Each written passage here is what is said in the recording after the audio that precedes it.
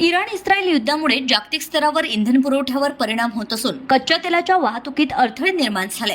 विशेषतः होर्मुझ समुद्रधुनीवरील तणावामुळे तेल पुरवठा विस्कळीत झाला, ज्याचा परिणाम आशियाई देशांसह भारतावरही जाणवत आहे. या पार्श्वभूमीवर अमरावती जिल्ह्यातील परतवाडा, अचलपूर व ग्रामीण भागांमध्ये पेट्रोल पंपांवर नागरिकांची गर्दी वाढताना दिसत आहे.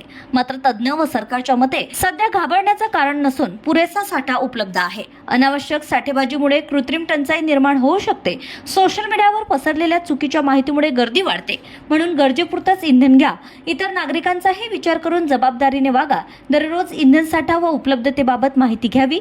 सोशल मीडियावर अफवा थांबवण्यासाठी मोहिमा राबवाव्यात. पेट्रोल पंपांवर शिस्त राखण्यासाठी पोलिसांची मदत घ्यावी.